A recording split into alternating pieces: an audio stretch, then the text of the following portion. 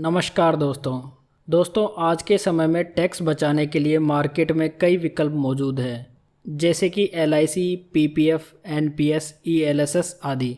इन सभी tax saving विकल्पों में ELSS हाईएस्ट रिटर्न के साथ साथ सबसे कम लॉक इन पीरियड के साथ भी आता है। दोस्तों आज हम ELSS के बारे में ही बात करेंगे, जिसमें ELSS की संपूर्ण जानकारी शामिल होगी, जैसे कि ELSS क्या है, क्यों हमें टैक्स सेविंग स्कीम के रूप में ELSS का ही चुनाव करना चाहिए, साथ ही कैसे हम एक बेस्ट ELSS स्कीम चुन सकते हैं। What is ELSS? ELSS का मतलब होता है इक्विटी लिंक्ड सेविंग स्कीम। ये एक प्रकार का म्यूचुअल फंड ही होता है जिसका निवेश स्टॉक मार्केट में होता है। ELSS का मुख्य उद्देश्य अपने निवेशकों का टैक्स बचाना, साथ में उन्हें हाई रिटर्न्स बनाकर देना होता है। ELSS म्यूचुअल फंड अपना अधिकांश निवेश इक्विटी में करते हैं, इसीलिए इसे इक्विटी लिंक्ड सेविंग स्कीम कहा जाता है। ELSS tax benefits. 2005 में वित्त मंत्रालय एवं सेबी द्वारा ELSS स्कीम को नई टैक्स सेविंग स्कीम के रूप में नोटिफाई किया गया था। ELSS स्कीम में निवेश करके आप इनकम टैक्स एक्ट 1961 की धारा 80C के अंतर्गत अधिकतम 1.5 लाख रुपए तक के निवेश पर छूट प्राप्त कर सकते हैं। इनकम टैक्स की छूट मात्र ELSS म्यूचुअल फंड्स पर ही प्राप्त होती है। दोस्तों आपने जिस फाइनेंशियल ईयर में ELSS में निवेश किया है, आप उसी फाइनेंशियल ईयर के लिए इनकम टैक्स में छूट क्लेम कर सकते हैं। उदाहरण के लिए अगर आपने फाइनेंशियल ईयर 2021-22 में 50,000 रुपये ELSS में इन्वेस्ट किए हैं, तो आप फाइनेंशियल ईयर 2021-22 में 50,000 रुपये तक के निवेश पर छूट के लिए क्लेम कर सकते हैं।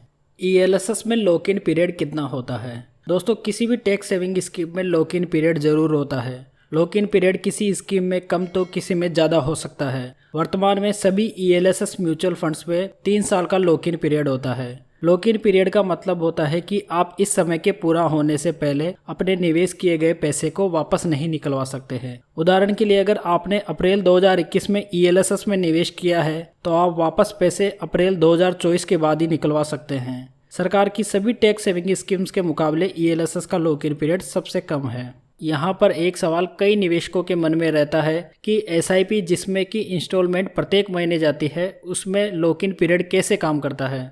दोस्तों यहाँ प्रत्येक SIP इंस्टॉलमेंट का लॉक इन पीरियड उस इंस्टॉलमेंट के 3 वर्ष के लिए होता है। उदाहरण के लिए अगर SIP की डेट 1 जुलाई 2021 है, तो उसका लॉक इन पीरियड 30 जून 2024 तक रहेगा। वैसे ही अगर किसी की SIP डेट 1 अगस्त 2021 है, तो उसका लॉक इन पीरियड 31 जुलाई 2024 तक रहेगा। तो दोस्तों ELSS में निवेश की तारीख से 3 वर्ष के लिए आपका पैसा लॉक हो जाता है। ELSS में कैसे इन्वेस्ट करें? दोस्तों आप डायरेक्ट AMC की वेबसाइट से ELSS में इन्वेस्ट कर सकते हैं। मोबाइल ऐप के द्वारा भी आप ELSS फंड्स में निवेश कर सकते हैं, जैसे कि ग्रो, क्वेरा, माईकेम्स एक्सेट्रा। आप अपने ब्रोकर के माध्यम से डीमेट अकाउंट के द्वारा भी ELSS फंड खरीद सकते हैं। दोस्तों अगर आपको नया डीमेट अकाउंट खुलवाना है, तो आप वीडियो के डिस्क्रिप्शन में दिए गए लिंक पर जाकर अपना डीमेट अकाउंट खुलवा सकते हैं। ELSS में निवेश के क्या विकल्प हैं? किसी भी ELSS स्कीम में 2 प्रकार से निवेश किया जा सकता है। पहला लमसम, दूसरा SIP। अगर आप एक मुश्त निवेश करना चाहते हैं, तो आप अपनी पसंद की ELSS स्कीम में लमसम के माध्यम से निवेश कर सकते हैं। इसमें आपको बार बार में निवेश करने की आवश्यकता नहीं। दूसरे विकल्प में आप SIP के माध्यम से निवेश कर सकते हैं। SIP के माध्यम से आप सामान्यतः प्रत्येक महीने की किसी निश्चित तारीख को एक निश्चित राशि SIP में डालते रहते हैं। जो भी SIP की इंस्टॉलमेंट 1 अप्रैल से 31 मार्च के मध्य जाएगी, उसके लिए आप उस फाइनेंशियल ईयर में टैक्स छूट क्लेम कर सकते हैं। ELSS में किसे निवेश करना चाहिए? दोस्तों जो व्यक्ति टैक्स बचाना चाहता है वह ELSS में निवेश कर सकता है, जबकि वेतनभोगी व्यक्ति भी टैक्स बचाने के लिए ELSS में निवेश कर सकता है। एक वेतन पर काम करने वाले व्यक्ति का NPS या EPF में निवेश होता है। अगर वह ELSS में निवेश करता है, तो उसके पोर्टफोलियो को डाइवर्सिफिकेशन मिलता है, साथ में उसके पोर्टफोलियो में इक्विटी का एक्सपोजर भी आता है। सबसे महत्वपूर्ण सवाल जो निवेशकों के मन में रहता है, ELSS कितना रिटर्न देते हैं? रिटर्न किसी भी सेविंग स्कीम का मुख्य पैमाना होता है। ELSS अपना अधिकतम निवेश शेयर मार्केट में करते हैं, इस कारण इनमें कोई फिक्स रिटर्न नहीं होता। मैं कुछ लोकप्रिय टैक्स सेविंग स्कीम के पिछले 5 वर्ष के रिटर्न का डेटा आपसे शेयर कर रहा हूँ। मेरे एसेट टैक्स सेवर फंड, जिसने पिछले 5 वर्ष में 21.3% का रिटर्न दिया है। Axis long term equity fund, जिसने 16.7% का रिटर्न दिया है। क्वांट टैक्स प्लान, जिसने 23.4% का रिटर्न दिया है। इस प्रकार ELSS टैक्स सेविंग स्कीम के रिटर्न अन्य सभी टैक्स सेविंग स्कीम के मुकाबले काफ़ी ज़्यादा हैं। अन्य टैक्स सेविंग स्कीम के मुकाबले में ELSS दोस्तों पीपीएफ, एनपीएस, एफडी और यूलिप को मैंने ईएलएसएस से कंपेयर किया है। दोस्तों ईएलएसएस यहाँ पे मॉडरेट रिस्क के साथ में मात्र 3 साल के लॉक इन पीरियड के साथ आपको आफ्टर टैक्स 12 से 13% रिटर्न बनाकर दे सकता है। आप इस कंपैरिजन को वीडियो को पॉज करके असेस कर सकते हैं। ईएलएसएस कितना रिस्की होते हैं? स्टॉक मार्केट में निवेश करने के कारण ईएलएसएस अन्य टैक्स सेविंग स्कीम के मुकाबले थोड़ा ज़्यादा रिस्की होते हैं। कम समय अवधि में मार्केट रिस्की साबित हो सकता है, परंतु लंबी अवधि जैसे कि 3 से 5 वर्ष में ईएलएसएस बहुत अच्छे रिटर्न देने की क्षमता रखता है। परंतु ईएलएसएस इन्वेस्टमेंट में एक परेशानी है। जब भी आप अपना इन्वेस्टमेंट बेचने या रिडीम करवाने जा रहे हो तब स्टॉक मार्केट डाउन है तो आपके रिटर्न्स वहां कम हो सकते हैं। इसलिए आपको नुकसान से बचने के लिए मार्केट को थोड़ा ऊपर आने का इंतजार करना पड़ सकता है।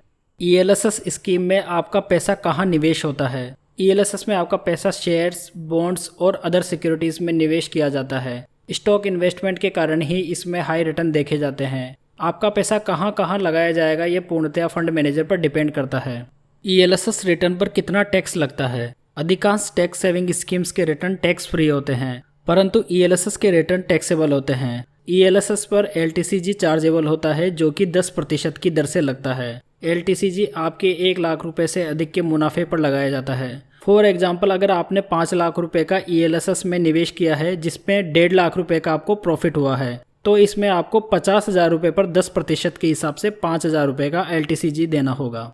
ग्रोथ प्लान और डिविडेंड प्लान में से कौन सा प्लान बेहतर है? दोस्तों ईएलएसएस में निवेश करने के 2 विकल्प मौजूद हैं। पहला ग्रोथ ऑप्शन, दूसरा डिविडेंड ऑप्शन। अगर आप ग्रोथ ऑप्शन को सेलेक्ट करेंगे तो आपको कोई डिविडेंड प्राप्त नहीं होगा, जबकि डिविडेंड ऑप्शन में आपको डिविडेंड प्राप्त होता है। ग्रोथ ऑप्शन में जो भी आपको प्रॉफिट हो रहा है वह वापस री इन्वेस्ट हो जाता है, जिसकी वजह से आपको कंपाउंडिंग का बेनिफिट मिलता है।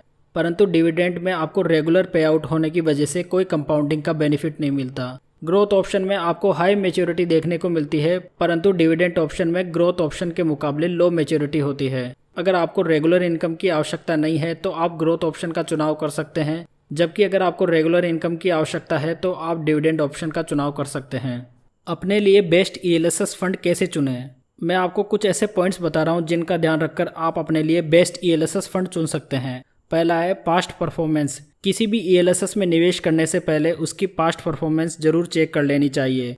पास्ट परफॉर्मेंस का मतलब है कि उस फंड ने पिछले कुछ वर्षों में कैसा प्रदर्शन किया है। इसके लिए आप फंड के पिछले कुछ वर्षों के रिटर्न जरूर चेक कीजिए। कहीं ऐसा तो नहीं फंड बेंचमार्क से कम रिटर्न दे रहा हो। आपको एनएफओ का चुनाव नहीं करना चाहिए जिसमें कि इनसफिशिएंट डेटा होने के कारण आप उसे इवैल्यूएट नहीं कर सकते। वैसे पास्ट परफॉर्मेंस किसी फंड का भविष्य के प्रदर्शन की कोई गारंटी नहीं है, परंतु फिर भी आपको ये एक अंदाजा जरूर देती है।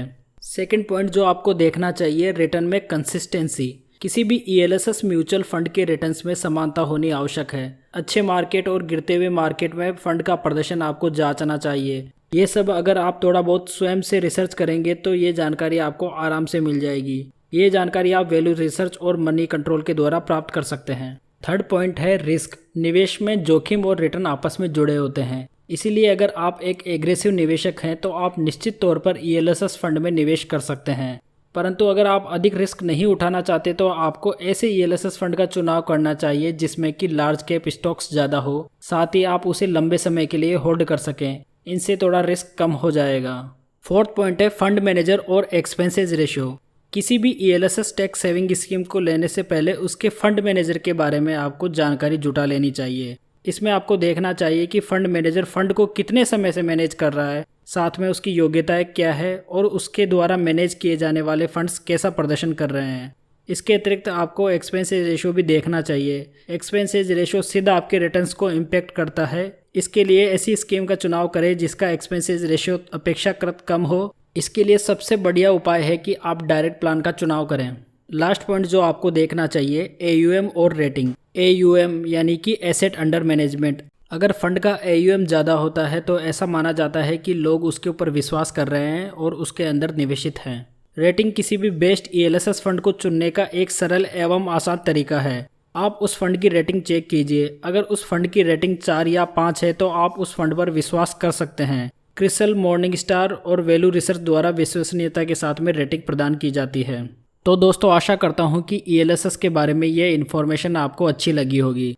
दोस्तों जानकारी अच्छी लगी हो तो प्लीज़ वीडियो को लाइक, कमेंट, शेयर करें और चैनल को सब्सक्राइब करना ना भूलें तो चलिए दोस्तों, फिर मिलते हैं एक नई वीडियो के साथ।